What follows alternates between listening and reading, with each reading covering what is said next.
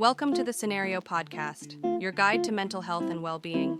Each episode, we uncover practical tools, discuss expert insights, and explore how supplements can transform your mental health journey.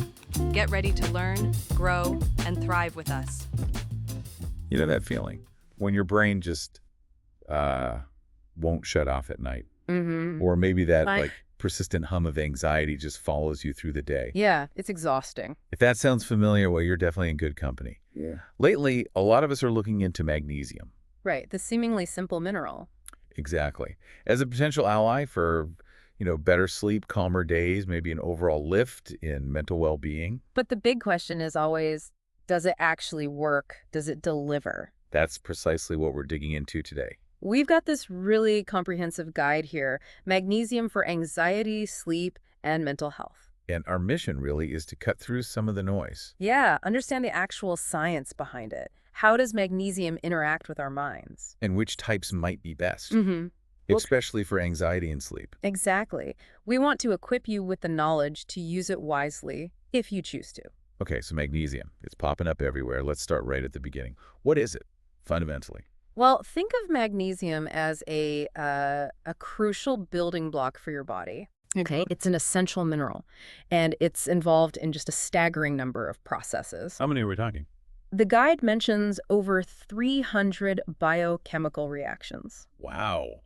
Okay, like what? Everything from how your nerves send signals, how your muscles function, Right. to the really critical job of regulating neurotransmitters. Those are the brain's chemical messengers. Exactly. They keep your brain, humming along smoothly. Okay, over 300 reactions. That really puts it in perspective. Yeah. So what happens if we're running low? What are the signs? Well, when your magnesium levels dip, it can show up in a few ways. Right. You might feel persistent fatigue, maybe more irritable than usual. Trouble sleeping, definitely. Muscle cramps are a classic one. And anxiety, too, you mentioned. Yes, and heightened anxiety. The guide points out a couple of key reasons why we might be low these days. Right. I was thinking that. Modern diets, maybe? Lots of processed stuff? That's a big one. And also just chronic stress, it really depletes magnesium. It feels like a bit of a perfect storm sometimes. It can be. So, okay, let's get into the core of it. How does magnesium actually support our mental well-being? Let's start with anxiety. Right. So one really interesting mechanism is that it acts as a natural calcium blocker. Calcium blocker. What does that mean in the brain? Think of your nerve cells having these little gates, right? Calcium goes through them, makes the nerve more active. Okay. Too much calcium flow, the gates stay open too long, you get overstimulation, that on-edge feeling. Ah, okay. So magnesium helps regulate that. Exactly. It helps keep those gates working properly, keeps things balanced. It doesn't block it completely, just modulates it. Got it. What else? It also plays a really vital role in supporting GABA. GABA. I've heard of that. That's the calming one. Yeah, think of it like the brain's natural brake pedal. It slows down nerve activity, promotes calm. Yeah, magnesium helps that. It helps that brake pedal function effectively. And then there's cortisol. The stress hormone. Right. Magnesium helps manage cortisol. You can think of cortisol release like your body's alarm system. Oh. Magnesium helps dial down the sensitivity of that alarm, so it doesn't go off quite so easily or stay on so long. That's a great analogy. The alarm system. So it kind of helps us handle stress without immediately hitting the panic button. Precisely. Okay, that makes sense for anxiety. Now, what about sleep? For those nights when sleep just feels impossible. Magnesium is really important for sleep quality, too, through a couple of key pathways. Like the GABA thing again? Yes, definitely. Boosting GABA activity naturally helps quiet the mind, prepares the body for rest. That's one part. And the other? It also influences melatonin. The main sleep hormone. Exactly. The one that governs our sleep-wake cycles. Magnesium helps regulate its production and function. So it helps tell our body when it's time to wind down. Right. And the guide actually mentions a specific study from 2012 Oh, yeah. in the Journal of Research in Medical Sciences. It looked at older adults taking magnesium. And what did they find? They found improved sleep efficiency, so more time actually asleep while in bed. That's huge. Longer total sleep times, and importantly, waking up less during the night. That's really encouraging because those middle-of-the-night wake-ups can just wreck your next day. Absolutely. Okay, so we've covered anxiety, sleep, big ones. What about just general mood? Day-to-day feeling okay? Yeah, it plays a role there too. The guide connects lower magnesium levels with a higher risk for depression and other mood issues. How does that work? Well, it influences the production of serotonin. The feel-good chemical. Often called that, yes. Oh, yeah. And it also helps stabilize something called the HPA axis. HPA axis. Sounds complicated. Hypothalamic pituitary adrenal axis. It's basically our body's central command center for stress responses. Ah, okay. So magnesium helps keep that whole system more stable. Seems to, yes. Yeah. And interestingly, the guide mentions magnesium has even been looked at in clinical settings. For what specifically? For people with treatment-resistant depression, where other things haven't fully worked. Wow. So it might have a more significant role than just general wellness sometimes. Potentially, yes. It highlights how complex brain chemistry is. The guide also notes that pairing it with vitamin B6 might even enhance these mood effects. Vitamin B6. Okay, good to know. It's really quite surprising how much this one mineral influences. It really is. Now, the guide talks about different types of magnesium. This is where I think a lot of people get a bit confused, myself included sometimes. It can be confusing, for sure. Why does the form it comes in matter so much, especially if we're aiming for better sleep? That's a really important point. See, magnesium doesn't usually exist on its own in supplements. It's typically bound or chelated to another substance. To make it stable or easier to absorb. Both, yeah. And the substance it's bound to can really affect how well your body absorbs and uses the magnesium. And maybe where it has the most impact. Exactly. And when we're talking about sleep, one form really tends to stand out in the research. Which one is that? Magnesium glycinate. Glycinate. Okay, we hear that one a lot. What's special about it for sleep? So magnesium glycinate is what's called a chelated form. The magnesium is attached to glycine. Glycine. Isn't that an amino acid? It is. And glycine itself actually has calming properties. It acts as a neurotransmitter that can help promote relaxation. Oh, interesting. So you get a double benefit. Kind of, yeah. You get the magnesium plus the calming effect of the glycine. And this form, the chelation, often makes it easier for your gut to absorb. Better bioavailability. So less likely to cause stomach upset, maybe. Generally, yes, compared to some other forms. The guide highlights it as being particularly effective for improving sleep quality and reducing anxiety. And good for people who wake up a lot. It's often recommended for that, yes. For people with insomnia, especially that pattern of waking up during the night. The guide even mentions research supporting this, potentially from journals like the Journal of Affective Disorders. Okay, glycinate sounds like a really strong contender for sleep and anxiety support. What about magnesium chloride? The guide mentions that one too. Right. Magnesium chloride might offer some sleep benefits, particularly if someone is actually deficient in magnesium. But the guide suggests more research is really needed to say definitively how effective it is specifically for sleep, especially compared to something like glycinate. So the evidence isn't quite as strong there yet. Not specifically for sleep enhancement, no. The main takeaway really is that talking with a healthcare provider is key. To figure out the right type and dose for you. Exactly, for your individual needs and situation. That makes total sense. Okay, let's talk dosage. How much should we actually aim for? The guide gives some ranges. Yeah, and it stresses that there isn't really a single magic number for everyone. Right.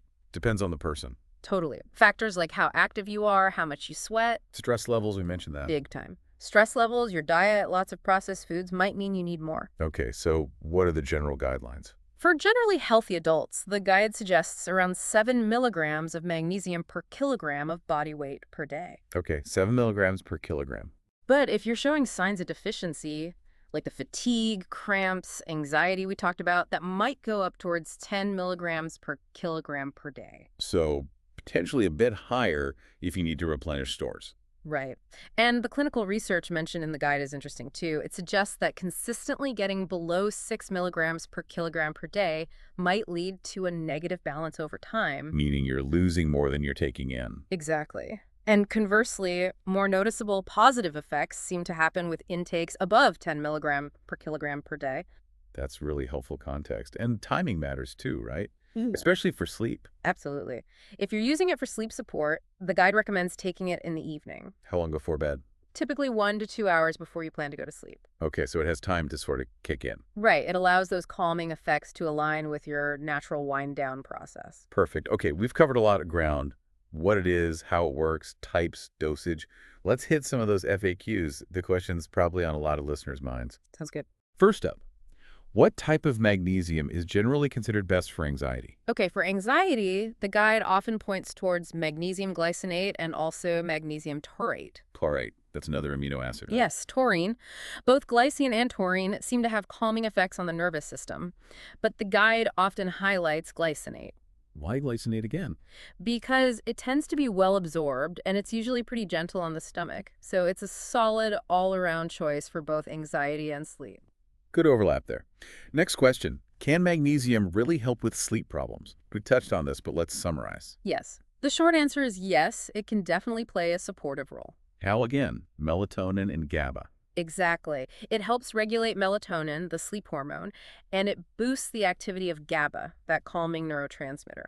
Both are crucial for falling asleep and staying asleep. And which forms are usually mentioned for sleep? The guide often brings up glycinate, as we discussed, but also magnesium citrate and L-threonate. L-threonate. That one's newer, right? Supposed to cross the blood-brain barrier well. That's the thinking, yes. More research is ongoing, but it's another one often considered for cognitive and sleep support. Interesting. Okay. What about a typical recommended dose specifically for mental health benefits? Is there a general range?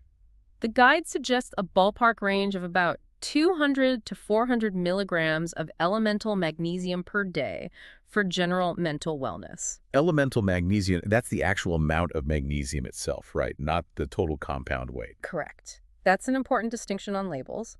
But, and this is crucial, individual needs vary a lot. Based on age, health. Age, sex, overall health, what you're trying to address. Always best to start lower, and ideally, chat with a healthcare provider. Definitely. Good reminder.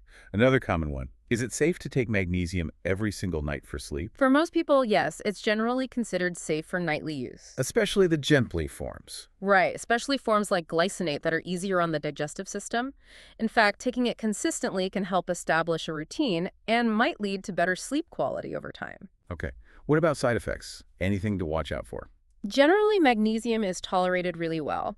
The main thing is that very high doses can cause digestive upset. Especially certain types. Yes, particularly magnesium oxide or magnesium citrate, which are sometimes used for their laxative effect at higher doses. You might get diarrhea, nausea, maybe some cramping. So stick to recommended doses. Exactly. Stick to the recommended dose for you and choose a form that agrees with your system. Makes sense.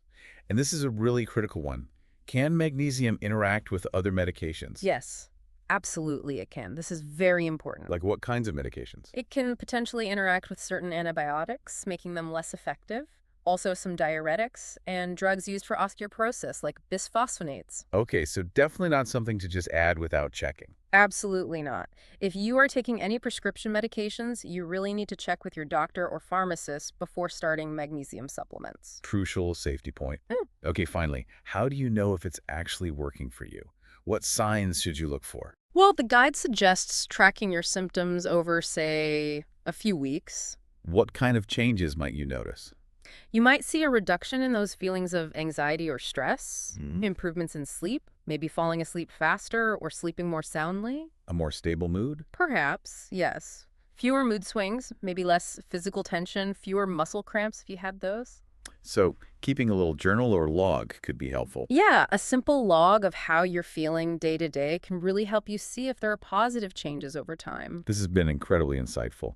It really hammers home that magnesium isn't just, the latest health trend. Not at all. It plays such a fundamental, multifaceted role in our mental and physical health. And the science seems pretty solid on its involvement in these key functions impacting our mental state. It is quite robust, yeah. And understanding the different forms, like we discussed, helps you make more informed choices about what might actually work best for your own body. So for anyone listening who's been dealing with those racing thoughts, the restless nights, that sort of background anxiety, it really sounds like exploring magnesium, maybe talking it over with your doctor or healthcare provider, Yes, definitely consult them. could be a really valuable piece of the puzzle, part of a bigger picture for well-being. Absolutely. It's usually part of a comprehensive approach. And like the guide suggests, there are other resources too, maybe looking into personalized supplements or other stress relief techniques that work alongside it. Right. It's not a magic bullet, but a potentially powerful tool. Well put. So as you go about your day today, here's a thought to maybe mull over. How might this quiet yet powerful mineral be subtly influencing your everyday experience? your resilience, your sleep, your overall sense of well-being. It's definitely something worth considering a bit more deeply. Thanks for tuning in to the Cenario podcast. Don't forget to visit Cenario.com for more expert tips, articles, and supplements designed to support your mental health. If you enjoyed this episode, remember to subscribe and share it with a friend. Until next time, take care of yourself.